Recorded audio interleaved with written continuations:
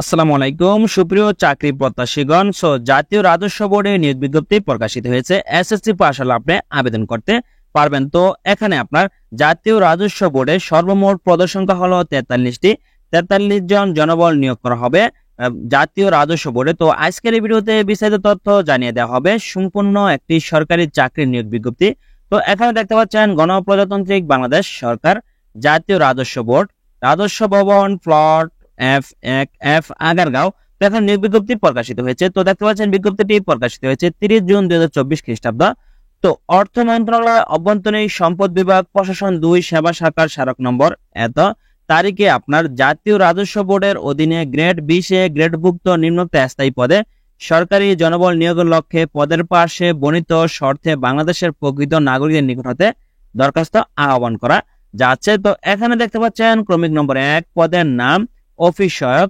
এই পদের বেতন 8,250 থেকে 20,010 টাকা প্রদান করা হবে। তো পদ সংখ্যা হলো 43টি।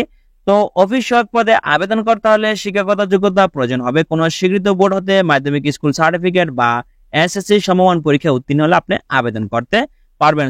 সম্পূর্ণ একটি সরকারি চাকরির নিয়োগ বিজ্ঞপ্তি জাতীয় রাজস্ব বোর্ডে বিজ্ঞপ্তি প্রকাশিত হয়েছে।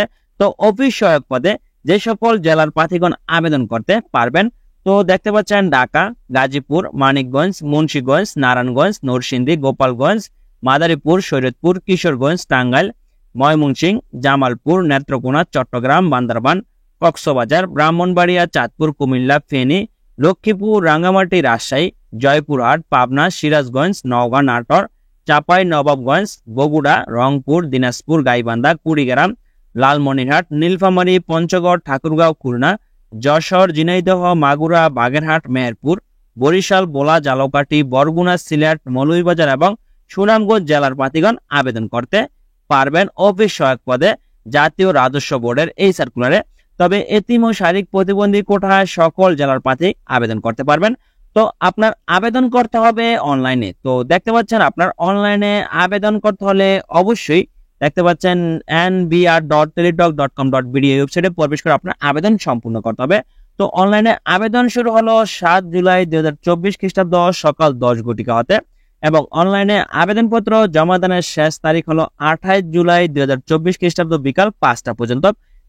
এই সময়ের মধ্যে আপনার অনলাইনে আবেদন সম্পূর্ণ করতে হবে।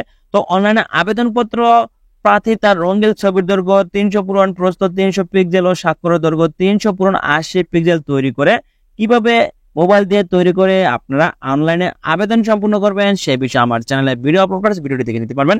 তো অবশ্যই আপনার হাতে থাকা স্মার্টফোন দিয়ে চাইলে আপনি অনলাইনে আবেদনটি সম্পূর্ণ করতে পারবেন। জাতীয় রাজস্ব বোর্ডের অফিস সহায়ক পদে সম্পূর্ণ সরকারি চাকরি নিয়োগ বিজ্ঞপ্তি। তো এই সার্কুলারে যে সকল প্রার্থী আবেদন করবেন তারা অবশ্যই নির্ধারিত সময়ের মধ্যে আবেদন সম্পূর্ণ করবেন। তো এখন আপনার আবেদন ফি বাবদ 100 টাকা ও টেলিটক সার্ভিস চার্জ 12 টাকা সহ সর্বমোট অফারের যুগে 112 টাকা আবেদন ফি প্রদান করতে হবে। তো প্রথমত টেলিটক সিমের মেসেজ অপশনে গিয়ে টাইপ করতে হবে NBR স্পেস ইউজার আইডি লিখে সেন্ড করতে 16342 নম্বরে। ফিরতি মেসেজে আপনাকে একটি পিন নম্বর প্রেরণ করা হবে। দ্বিতীয়বার মেসেজ অপশনে গিয়ে টাইপ করতে হবে NBR space ES space PIN number লিখে সেন্ড করতে 16342 নম্বরে। তাহলে আপনার আবেদন ফি সম্পূর্ণ হয়ে যাবে।